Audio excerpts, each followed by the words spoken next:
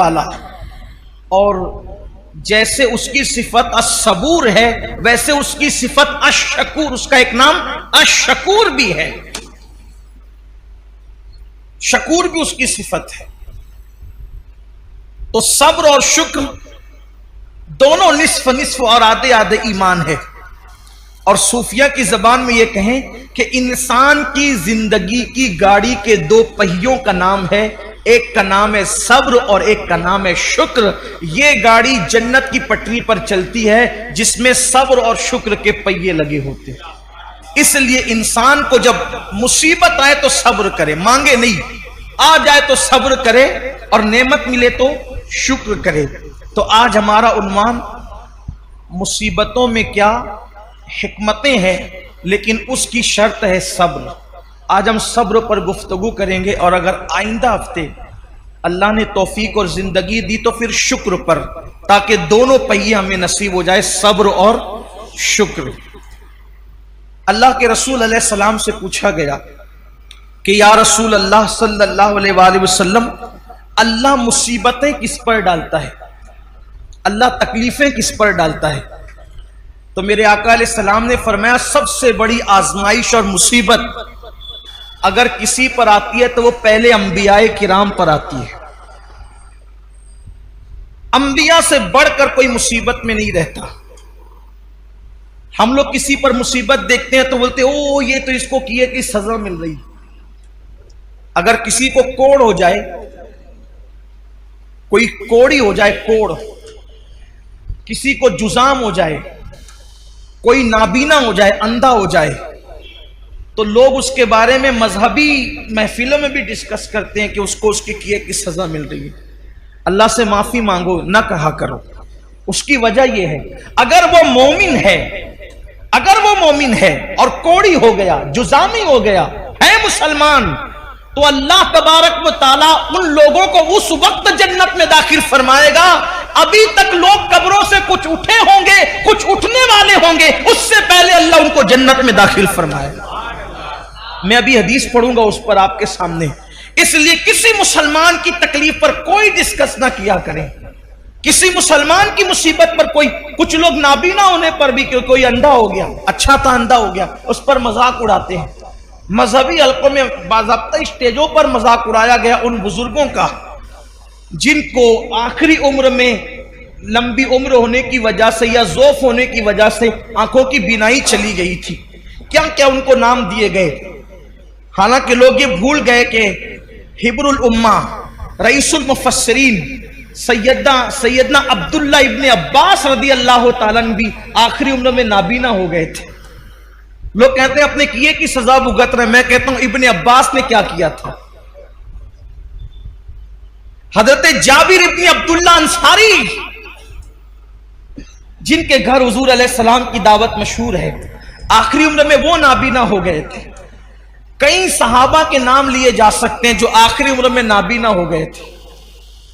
लेकिन यहां तो बस इल्म नहीं है, बल्कि अगर कुछ पढ़ा, हमने कुछ पढ़ भी लिया है तो हमारे इल्म पर हमारी जिहालत गालिब आती है।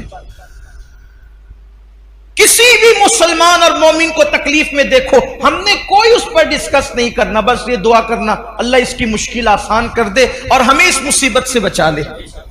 जो लोग नाबीना हो जाएं और मुसलमान है, जो नाबीना हो जाए मुसलमान है, या पैदाइशी नाबीना हो या बाद में अंधे हो जाएं बुढ़ापे की वजह से या किसी मर्ज की वजह से, किसी तकलीफ की वजह से, उनके लिए बशारत यह है कि औरों के लिए अल्लाह तबारक व ताला कभी कभी तजल्ली फरमाएगा, यानी कभी कभी पर्दे उठा करके उनको अपना दीदार कराएगा। लेकिन जो नाबीना हो गए थे, अल्लाह फरमाएगा मैंने तुमसे आंखें छीन ली थी और तुमने उस पर सब्र किया था, अब जब तक तुम चाहते रहोगे मैं तुम्हें दीदार अता करता रहूंगा। जब तक चाहते रहोगे मैं तुम्हें दीदार अता, मगर शर्त यह है कि वो सब्र करें। देखो मुसीबत आए तो सब्र शर्त है। मुसीबत, जो मुसीबत में वाहवेला करे नाकाम है, मुसीबत में शिकवा करे नाकाम है, मुसीबत में शिकायत करे नाकाम है। लेकिन जो सब्र करे, सब्र असल चीज है। सब्र, सारे इनामात उस वक्त मिलेंगे जब वो सब्र करे। आका अलैहिस्सलाम ने फरमाया सबसे ज्यादा मुसीबत नबियों पर आती है, फिर जो नबियों से करीब होते हैं उन पर आती है, फिर जो उनसे करीब होते हैं उन पर आती है। यानी मुसीबतें हैं किसके लिए? बल्कि एक हदीस पाक ये भी है, अल्लाह के रसूल अलैहिस्सलाम वुजू कर रहे थे,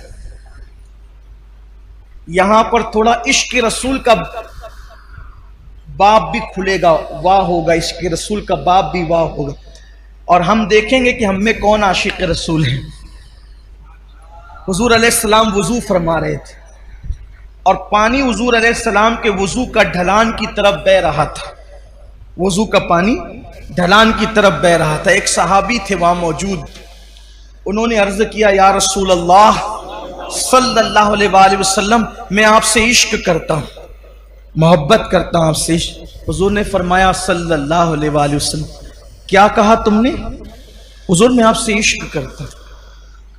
करीम आका जिसके कान लाले करामत है, दूर और नजदीक के सुनने वाले वो कान लाले करामत पे लाखों सलाम। हुजूर अलैहिस्सलाम ने तीसरी बार पूछा, क्या कहा तुमने? हुजूर मैं आपसे इश्क करता हूं।